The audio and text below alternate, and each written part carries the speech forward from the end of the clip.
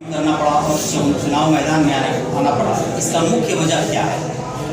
सबसे पहले तो मैं अपने पूरे विधानसभा क्षेत्र के सम्मानित जनतागण को मैं प्रणाम बोलता हूँ और नौजवानों को मैं अपना प्यार देता हूँ। देखिए, हमारे यहाँ जो स्थिति है पिछले 30 साल से, विगत 30 साल से यहाँ पे हर कोई आता है, राज करके चला जाता है, हमें जात पात में बांट के रखा गया है। दुर्भाग्यपूर्ण हम इस कंडीशन में हैं आज कि अपने शहर को किसी दूसरे शहर से कंपेयर तक नहीं कर सकते। ये बहुत दुर्भाग्य है। अगर पढ़े लिखे लोग कुछ नहीं सोचेंगे, कुछ अच्छा करने का नहीं ठानेंगे तो कौन करेगा? मैं भी पढ़ा लिखा हूँ, मैं जॉब में था, मैं इंजीनियर हूँ, लेकिन मैं नौकरी छोड़ के यहाँ आया हूँ केवल अपने यहाँ की जितनी समस्याएं हैं उसको दूर करने के लिए, इसको हाईटेक बनाने के लिए। यहाँ पे स्वास्थ्य सुविधा, रोजगार नहीं है, एजुकेशन का वही हाल है, सब पे मेरा फोकस है और सबको ठीक भी करूँगा।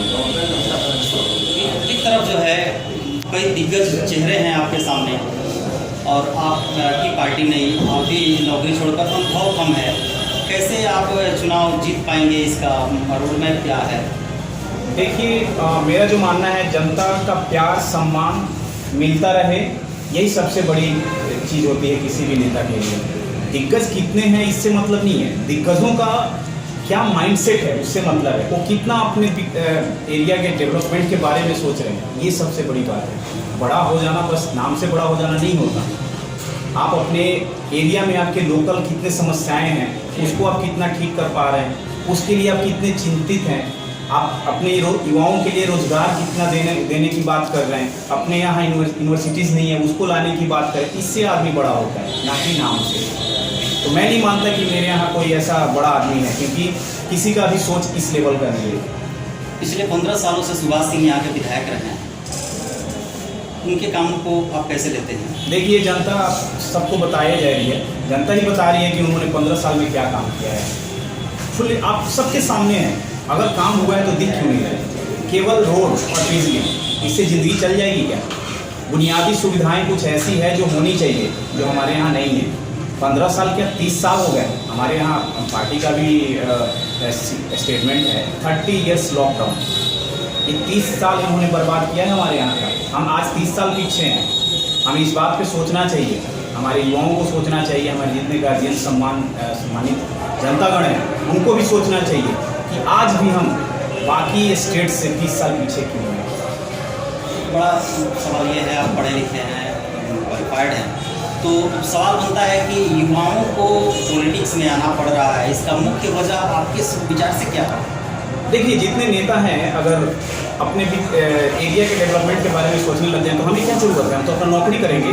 मैं भी एक युवा हूँ, अगर मैं पढ़ लिख रहा हूँ, 30 साल उम्र हो जा रही है और मुझे नौकरी नहीं मिल रही है, तो ये तो बहुत दिक्कत वाली बात है ना। मेरे भी माता पिता हैं, उनको भी मुझसे बहुत उम्मीदें हैं। ऐसे ही जितने युवा हैं सबके माता पिता को उनसे बहुत उम्मीदें हैं।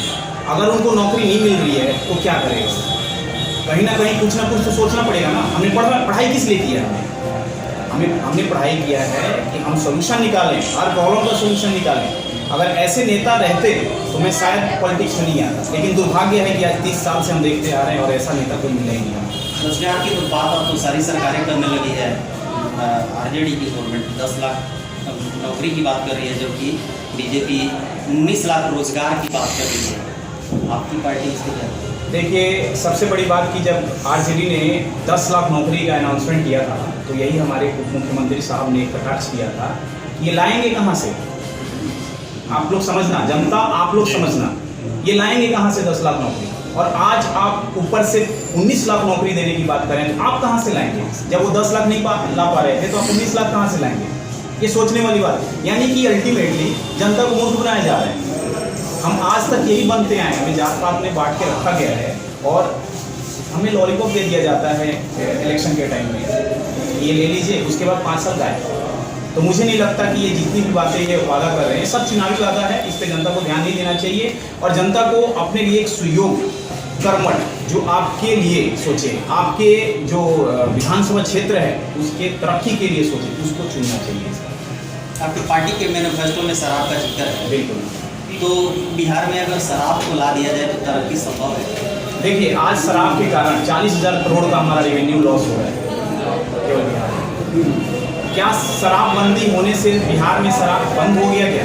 नहीं। मैं सबसे पूछना चाहता हूँ, आप सब जितने लोग देख रहे हैं, शराबबंदी होने से शराब बिकना बंद हो गया क्या? या लोग पीना बंद कर दिए? नहीं, ऊपर से होम डिलीवरी स्टार्ट हो गया है, यानी कि 100 का 200 में बिक रहा है। यहाँ पे खुलेआम लोग पी रहे हैं, शासन कुछ नहीं कर रही है। ये ऊपर से नीचे तक पैसा पहुँचता है शराब का। आप चले जाइए लोग यहाँ कुचायकोट में जो बलथरी चेक पोस्ट है, वहाँ पे पैसे लेके और ट्रक के ट्रक निकल रहे हैं। अच्छा। ये निकाला जा रहा है। रेवेन्यू लॉस क्यों? फिर मेरा सीधा क्वेश्चन है, वो रेवेन्यू अगर 40,000 करोड़ हमारे हाथ में होता तो हमारे बिहार का विकास होता, हमारे गोपालगंज का विकास होता। आपने पैसे भी गंवा दिए, ऊपर से शराबबंदी भी नहीं। गवर्नमेंट तो कह रही है अमन शांति है। नकली शराबबंदी, देखिए आपके हाथ में कानून है, आप ऐसा कानून बनाइए कि अगर शराब पी के कोई कुछ भी घरेलू हिंसा करता है या फिर कुछ भी ऐसा करता है तो उसको कठोर से कठोर आप एक मिसाल पैदा कीजिए ना। ऐसा कीजिए कि कोई दोबारा उसको हिमाकत करने की जरूरत ना पड़े। अस्पतालों की स्थिति हम देख रहे हैं, सदर अस्पताल की बड़ी बुरी है। एक वीडियो वायरल हुआ था जो आप देखे होंगे, सदर CS साहब बोले कि इमरजेंसी में कोई लड़का गया था इलाज कराने के लिए, तो उसके देखिए कि सदर साहब बोले कि नहीं, इसमें हम कुछ नहीं कर पाएंगे। ऐसा स्टेटमेंट उनको मिला कि परसों की बात है, परसों की बताऊँ मैं ये। तो उसमें क्या आपकी पार्टी यदि आ रही है तो उसमें आप सुधार करेंगे? देखिए सदर अस्पताल को बुनियादी सुविधाएं क्या होती है इंसान के लाइफ में? शिक्षा, रोजगार और स्वास्थ्य, ये बुनियादी सुविधा है। हमारे यहाँ तीनों में से कोई है क्या बताइए? अगर पूरे 100% छोड़िए, 50% भी है क्या? नहीं है। जैसा उनको मैं बताऊं, CS साहब का मैंने ऑडियो सुना था, बेचारे वो मर गए। इंडियन फील्ड के पीछे उनका घर है। मैं कोशिश किया था जाने को यहाँ पे, लेकिन उनका पोस्टमार्टम हो रहा था, मैं नहीं जा पाया। मैं भगवान से उनकी आत्मा को शांति के लिए प्रार्थना करता हूँ। स्वास्थ्य की स्थिति ऐसी वहाँ पे डॉक्टर की कमी के कारण उनकी जान चली गई। उस जगह पे आप भी हो सकते थे, मैं भी हो सकता था। मतलब कि यहाँ किसी के जान की कोई परवाह नहीं है। आप यहाँ पे समझ लीजिए कि जान के लिए हमारी सरकार बोल रही है कि मतलब SC/ST वाले को हम यदि हत्या हो रही है, यदि मर रहे हैं तो उसको सरकारी नौकरी देंगे, ऐसा एक स्टेटमेंट आया था इस बारे में। मतलब आप चाह रहे हैं कि उसको मारें और फिर नौकरी दें। आप उनको सशक्त क्यों नहीं बना रहे हैं? जी, आप उनको सशक्त बनाइए ना, कि वो ऐसा नौबत ही ना आए। वो रोजगार खोज लें, अपने लिए नौकरी ढूंढे, अपने एक बिजनेस खोलें, दूसरा तरक्की करें। आप ऐसा बनाइए ना सबको। आप ऐसा क्यों? अभी 25,000 बच्चियों के लिए उन्होंने 25,000 का अनाउंसमेंट किया। मतलब आप क्या अपंग बनाना चाहते हैं सबको 25,000 दे के? आप उनको सशक्त बनाइए ना कि वो अपने दम पे 25 नहीं 50,000 की नौकरी लें। ऐसा बनाइए ना। ये सब देखिए, हमें एक जाति में बांट के रखा गया है। केवल चुनाव आए और वोट लेके हम निकल। हम देख रहे हैं कि BA की डिग्री 5-6 साल में हम लोग की कितने सालों से पूरी हो रही है। MA की डिग्री केवल पॉलिटिकल साइंस की एक कमला राय कॉलेज में है, और सब कॉलेजों में बिहार में तो बहुत से कॉलेज हैं। क्यों अन्य विषयों की पढ़ाई नहीं होती? देखिए, आज तक इस मुद्दे को किसी ने उठाया था क्या? केवल पॉलिटिकल साइंस की पढ़ाई होती है। आज तक देखिए 15 साल से चलिए सिटिंग विधायक भी हैं। 15 साल उसके पहले भी 15 साल तक रहे। आज तक इस बारे में किसी ने सोचा है क्या? माननीय विधायक जी जो है वो BJP से हैं, क्या कभी एक सवाल नहीं उठाए आज तक? जनता उनको जवाब दे रही है ना। उनको जनता जवाब दे रही है, उन्होंने क्या किया? 15 साल भाई बंधु जो MA की डिग्री लेना चाहते हैं वो छपरा जाते हैं। केवल पॉलिटिकल साइंस से एक डिग्री ऐसा है तो कमला राय कॉलेज में पढ़ाया जाता है, आगे सब विषय बंद है। आखिर ऐसा क्यों नहीं व्यवस्था है? बोल रहे हैं कि सरकार विकास कर रही है, क्या विकास कर रही है? सबसे पहले तो हमारी सरकार आएगी, मैं यहाँ से जीतूंगा तो पहला डिमांड होगा कि यहाँ पे एक यूनिवर्सिटी खुले, गोपालगंज में लोकल यूनिवर्सिटी हो। उसके साथ साथ मैं कोशिश करूँगा कि मेडिकल कॉलेज भी हो।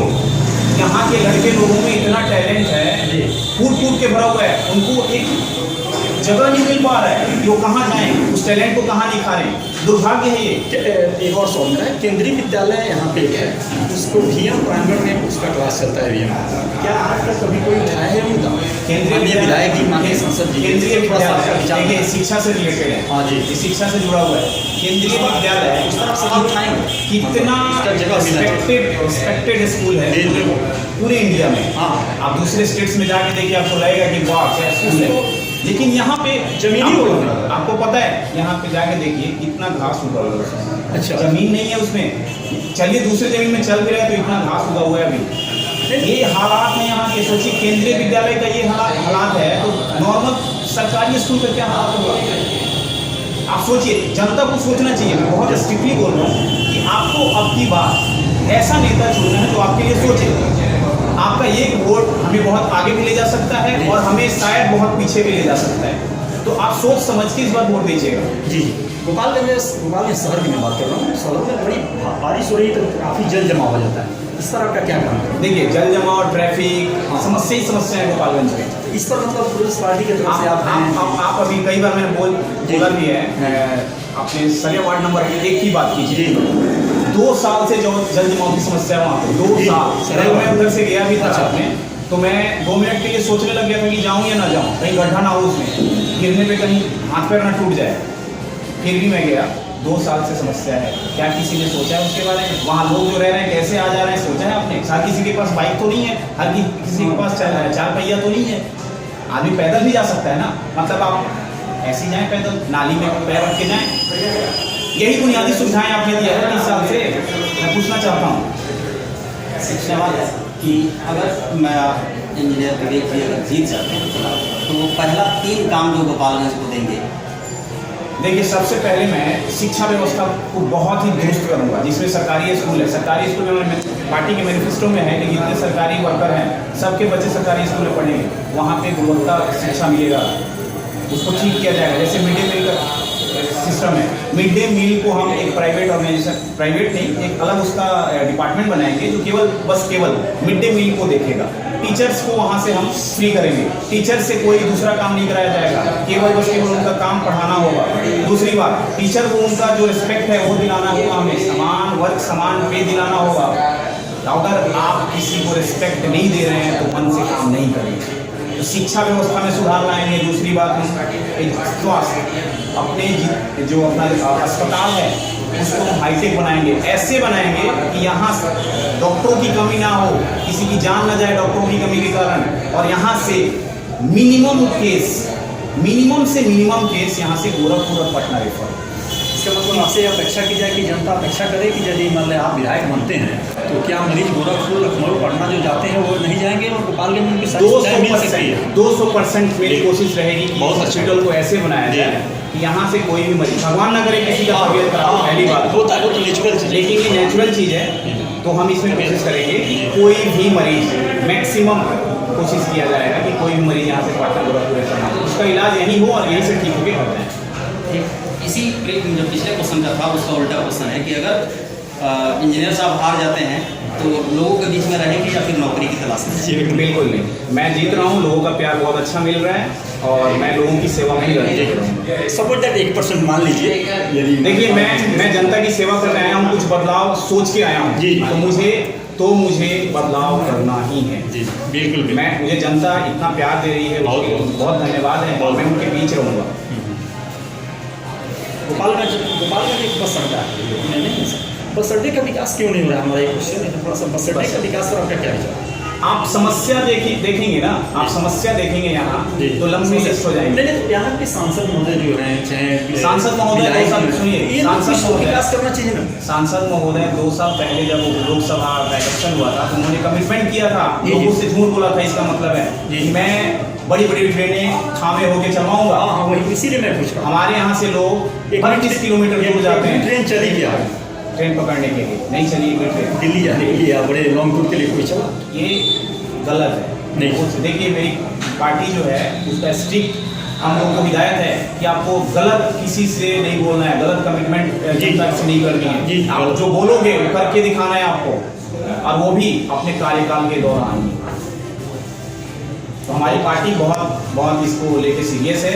हमें बदलाव चाहिए, हमें बदलाव करने ही करने हैं। मैं जनता से अपील करना चाहता हूँ एक बार फिर से, इस बार अगर आप नेता चुन रहे हैं तो सबका ट्रैक रिकॉर्ड चेक करिए। एक हाँ बहुत इम्पोर्टेंट चीज़ है, मायावती जी का स्टेटमेंट आया अभी हाल ही फिलहाल में, अच्छा कि जरूरत पड़ी तो मैं बीजेपी को समर्थन दे सकती हूँ। इनका स्टेटमेंट है। अब जनता को तय करना है कि यहाँ बीजेपी के भी कैंडिडेट हैं और बहुजन समाज पार्टी के भी कैंडिडेट हैं, तो जनता को तय करना है कि वो वोट किसको दे रहे हैं। आप किसी को भी वोट देंगे जाएगा बीजेपी को ही, ये सोच लीजिए। तो आपको तीसरे ऑप्शन की तलाश करनी होगी। बीजेपी की आप बात कर रहे हैं तो थोड़ा सा मेरा एक सवाल मेरे मन में आ गया कि नरेंद्र मोदी जी यहाँ आए थे पिछली बार चुनावी सभा में 2015 में, एक हथुआ चीनी मिल बंद था, उसको बोले थे यदि मेरी सरकार बनती है, माने एनडीए की सरकार बनती है तो हथुआ चीनी मिल चालू कर देंगे। मेरे सवाल है कि आपको चालू करती हैं कि हथुआ मिल? हथुआ मिल चालू तो नहीं हुआ जी। सासा मूसा का मिल बंद हो गया, जी, वहाँ से जितने रोजगार मिल रहे थे खत्म हो गए। खत्म। आप यहाँ लगे हैं, ये चुनावी वादे हैं, फिर ये लोग सब ऐसी करके लोगों को बहला फुसला के वोट लेके चले जाते हैं। फिर ये लोग कह रहे हैं कि हम विकास कर रहे हैं, सुशील मोदी जी माने कह रहे हैं कि हमको बहुत अच्छा विकास कर रहे हैं, सड़क बिजली को जल्दी छोड़ दिया जाए। देखिए सीरियस मत लीजिए, मैं बता रहा हूँ सीरियस मत लीजिए। उन्होंने अभी हाल ही फिलहाल में बोला था कि मेरी सरकार आएगी तो मैं युवाओं को नौकरी देने का काम करूंगा। अभी तक किसकी सरकार थी? लॉजिकल बात कीजिए ना, किसकी सरकार थी? आपने क्यों नहीं दिया नौकरी? ये क्वेश्चन जनता पूछ रही है ना, मैं जनता की तरफ से पूछ रहा हूँ, मैं भी एक स्टूडेंट हूँ, मान लीजिए। नीतीश कुमार के भी तो स्टेटमेंट था कि समुद्र के किनारे बिहार नहीं होने की वजह से रोजगार पैदा नहीं हो पा रहा है। क्या आप पूछना चाहिए था, मैं आप सबके माध्यम से, क्या आप इंजीनियर हैं या वो भी ऐसी है? आप इंजीनियर हैं इसीलिए क्वेश्चन करना उनसे पूछना था जी, कि आप अगर इंजीनियर हैं तो आपको सोल्यूशन ढूंढना है, हर चीज़ का सोल्यूशन है। आप जाइए किसी दूसरे स्टेट में देखिए जहाँ पे रिसोर्सेज कम हैं, रिसोर्सेज कम होने के बावजूद भी उनकी डेवलपमेंट इस कदर है कि उसकी तुलना आप विदेशों में कर सकते हैं। ये एक्सक्यूजेज हैं, सब बहाने हैं ये लोगों को बरगलाने के लिए। तो इस पर ध्यान ना दिया जाए। मैं जनता से अपील करूँगा कि आप अब समझदार हैं, आप समझिए। सर एक सवाल मेरी तरफ से है कि क्या कहीं आपकी पार्टी जैसे सुप्रिया जी के पिताजी किसी अन्य पार्टी में, मैं उनका नामकरण नहीं करना चाहता हूँ, ठीक है, कि उसमें ऑलरेडी जुड़े हुए हैं और प्रिया जी ने एक अलग पार्टी बनाया ठीक है, है। क्या कहीं ऐसा तो नहीं है कि कहीं इसका मैं समझ गया आपकी बात। जी आपके इन्फॉर्मेशन के लिए बता दूं कि उनके पिताजी वहाँ से रिजाइन कर चुके हैं और वो इस पार्टी को सपोर्ट कर रहे हैं। दूसरी बात, हर किसी का संविधान में हर किसी को अपना जीवन जीने का हक देता है। हम क्या कर रहे हैं, कैसे कर रहे हैं, मेरा हक है, संविधान दिया है मुझे। तो अगर पुष्पम प्रिया मैडम अगर कुछ कर रही हैं तो इनका हक है और हमें उनका सपोर्ट करना चाहिए। अगर देखिए, अगर वो जो कर रही हैं वो बिहार के पक्ष में है, बिहार के हित में है, तो मेरा मानना है कि सबको साथ देना चाहिए। Thank you.